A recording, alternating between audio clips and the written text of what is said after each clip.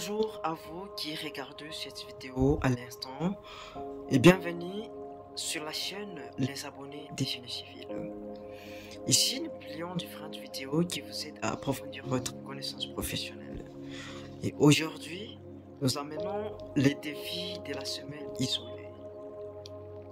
Ici, on ne tiendra pas compte des armatures qui se trouvent dans notre semelle ici, parce que savoir calculer les armatures est réservé dans les cours de dimensionnement dont on fera objet dans des vidéos à venir. Sur ce, on vous prie de vous abonner pour ne rater la formation entièrement gratuite de dimensionnement des éléments en béton armé. C'est par là où on saura combien des armatures à réserver et de quelle section pour tous les éléments de génie civil. Voilà, merci beaucoup pour votre abonnement et commençons. Avant tout, je vais vous dire que pour savoir calculer la quantité ici, la quantité de ciment, la quantité de sable, la quantité de gravier et voire même aussi d'eau pour cet élément, vous devez savoir le volume de cet élément. Alors, cela veut dire que la quantité de ce matériau ici dépend des volumes de l'élément. Alors, mais ce que vous devez savoir est qu'il y a plusieurs formes de la semelle isolée. Vous pouvez même avoir de la forme comme ça. Il y en a autant de formes. Il y a plusieurs formes, je vous dis très bien. Vous pouvez avoir même plusieurs formes comme ça, soit comme ça, de cette façon. Et les fixes colonnes se disposent même ici. Mais ça aussi, c'est la forme aussi des semelles isolées. Ça, c'est la forme rectangulaire. Il y en a aussi de ces genres, mais tout ceci, ça ne calcule pas de la même. Vous devez justement savoir comment calculer les volumes de ces éléments. Or, nous avons aussi notre dosage issu des 350 kg par mètre cube. Avant tout, je vais vous expliquer comment calculer ces éléments. La quantité de ciment ici est calculée par les dosages multiplié par les volumes de l'élément. Les dosages, nous en avons là, c'est 350 kg par mètre cube. Alors le sable ici, déterminé par 400 litres ou soit kg par mètre cube, multiplié par les volumes de l'objet. Directement, vous allez trouver la valeur en kilogrammes qui vous aidera à savoir la quantité de brouettes si vous en avez, si vous disposez les brouettes à disposer pour pouvoir confectionner votre élément. La quantité de gravier ici est le double de la quantité de sable, mais aussi sa formule est de prendre 800 multiplié par 800 litres par mètre cube multiplié par le volume de l'objet. Alors l'eau ici, comme je l'ai indiqué dans la récente vidéo, que l'eau a comme rôle d'hydrater le ciment. Alors la quantité de ciment ici dépend de la quantité d'eau ici dépend de la quantité de ciment. Alors vous allez prendre 0,5 ici multiplié par le ciment. Donc le ciment qu'on va trouver ici, c'est le dosage multiplié par le volume ciment. Alors les 0,5 ici c'est inchangeable et les 800 ici et les 400 ce sont les coefficients que les experts ont mis. Ce sont vraiment inchangeables. Mais pour les sables ici c'est inchangeable pour les cas du mortier. Pour les mortiers ici vous allez prendre 1000 litres par mètre cube. Parce que là il n'y a pas le mélange avec les graviers. Alors, calculons l'élément ici, calculons les volumes de notre semelle. Ah, c'est ce qu'on appelle la semelle isolée. C'est le type de fondation qu'on appelle fondation superficielle, qui ne dépasse pas 2 mètres de profondeur. Alors, cette partie, soit cet élément ici, est appelé isolé parce que c'est l'élément qui est isolé sur une surface bien déterminé sous un poteau. Et ça a comme rôle de recevoir les charges qui se trouvent, qui sont transmises au niveau du poteau et transmettre cette charge au niveau du sol. La longueur ici, c'est donc cette partie ici, c'est ce qu'on appelle phi colonne. Ça, c'est le phi colonne. Et ça ici, on l'appelle talon. Alors, on va devoir calculer le volume de l'élément. Alors, vous allez constater que pour pouvoir distinguer les objets ici, afin de pouvoir additionner les volumes, cela veut dire vous allez d'abord calculer les volumes ici du phi colonne et puis calculer les volumes de votre talon afin de faire la somme pour savoir le volume total de cet élément afin d'en disposer les quantités de matériaux. Alors ici vous allez faire les volumes égale les volumes du phi plus les volumes du talon. Alors les volumes ici du phi ici sera donné par, donc vous allez constater que le phi à la hauteur de 180 cm, cela veut dire 1,80 m. Donc ce sera 1,80 multiplié par ça à la base de combien? De 20 cm. 20 cm, donc c'est 0,2 mètres multiplié par 25 cm ici de la hauteur, c'est 0,2 plutôt 0,25, ça va vous donner 0,09 mètres cubes volume de notre phi colonne. Ce que je peux vous dire est que les dimensions de ces éléments ici sont déterminées par les cours qu'on appelle le dimensionnement, mais c'est déterminé après avoir fait le test du sol, donc l'étude du sol.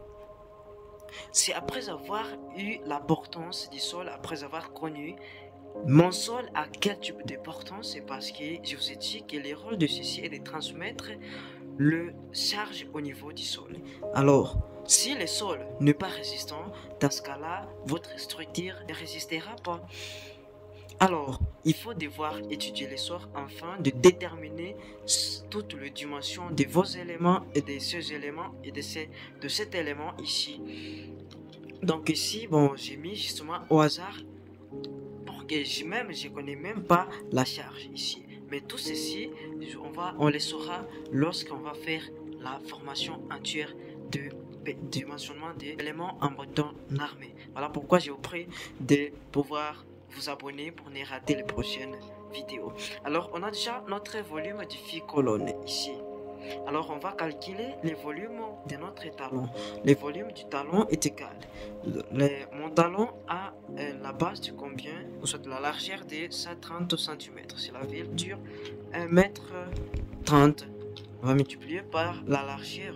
Donc, c'est 1,60 m. 1,6 multiplié aussi par la hauteur. La hauteur, c'est combien? C'est 30 cm. Donc, 0,3. Ici, ça va me donner 0,624 mètres cubes. Alors, j'ai déjà vraiment tout les volumes de mon élément ici, la semelle isolée. Je vais devoir additionner tous les volumes que j'ai déjà eu afin d'en utiliser pour faire les dosages. Alors ici, bon, si vous prenez donc 0,09 les volumes du phi colonne ici, plus 0,624 les volumes de mon talon. Alors ça va me donner 0,714 mètres cubes. Ah, donc en fait, le 0,714 ici, c'est le volume total de mon élément. Et ici, je ne tiens pas compte du volume du béton des propriétés qu'on va mettre ici en bas. Nous traitons juste la semelle. Alors, déjà calculer les quantités de matériaux. N'oubliez pas à vous abonner pour ne pas rater les prochaines vidéos sur la formation entière des dimensionnements des éléments en béton armé. Donc ici, vous allez juste prendre les dosages. On a dit c'est 350 kg par mètre cube. Donc c'est 350 multiplié par les volumes. Les volumes ici, on a trouvé 0,714. Et on va avoir 249,9 kg. Ici, c'est la quantité de ciment à disposer pour pouvoir confectionner, pour faire le mélange de cet élément, notre semelle. Alors, vous savez vous-même que pour le ciment, un sac de ciment correspond à 50 kg. Donc, pour savoir le nombre de ciment que vous allez acheter, ou soit que vous allez disposer, vous allez diviser ça par 50 et vous allez trouver 4,9. Les 4,9 ici, vous allez trouver 5 sacs à disposer pour les ciments. Alors, pour le sable, je vous ai dit, c'est 400 multiplié par les volumes. Alors, si vous prenez les 400 ici, multiplié par le volume, donc 0,714 ici, vous allez trouver 285,6 kg pour les sables à disposer pour confectionner notre élément. Alors, si vous avez une brouette de 50 litres, ou soit 50 kg, vous pouvez diviser les 285 ici, 0,6 divisé par 50, les kilogrammes d'une seule brouette, vous allez trouver 5,71 nombre de brouettes à disposer. Je vais vous dire quelque chose ici en rapport avec l'arrondissement. Gravier, c'est le double des sables. Si vous prenez 5,71, vous multipliez ça par 2, vous allez trouver la valeur. Alors, au soit ici, vous pouvez prendre les 800 ici, multiplié par les volumes. Donc 800 multiplié par notre volume 0,714 et vous allez trouver 571.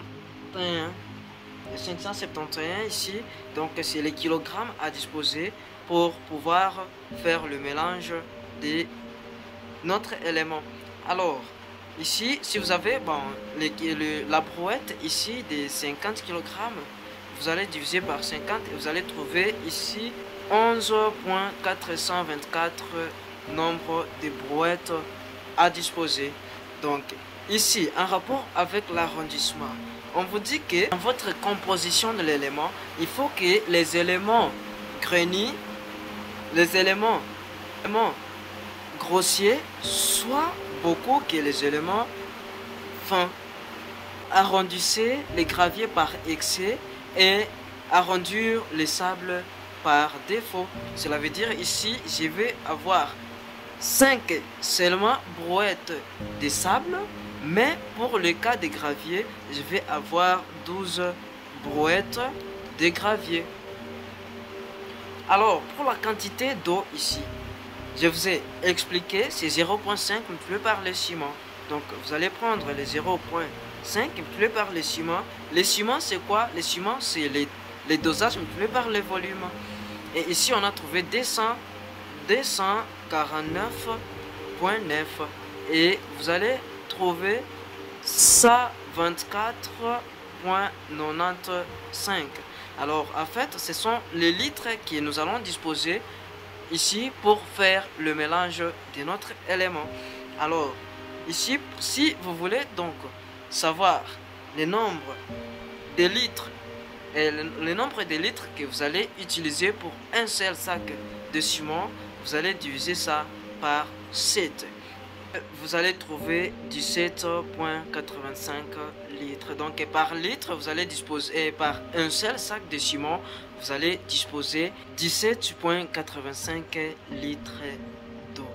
Et aussi, je vais vous dire un truc ici, parce que j'aime toujours à la fin dire un truc. Vous ne pouvez pas justement faire les calculs de toutes les semelles sur votre bâtiment, à moins que la dimension des éléments varie. Si vous avez la même dimension, souvent vous allez compter le nombre de semelles que vous avez sur votre bâtiment et faire la multiplication pour ces éléments ici. Donc pour le sable ici, on a trouvé 5 sacs. Donc par exemple, si vous avez 10 semelles, pour 10 semelles ici vous allez multiplier par 5 sacs pour le ciment et vous allez trouver 50 sacs à disposer. Alors pour le sable ici, si vous avez 10 semelles, vous allez multiplier justement par 5 et vous allez trouver 50 sacs à disposer pour aussi les sables, etc.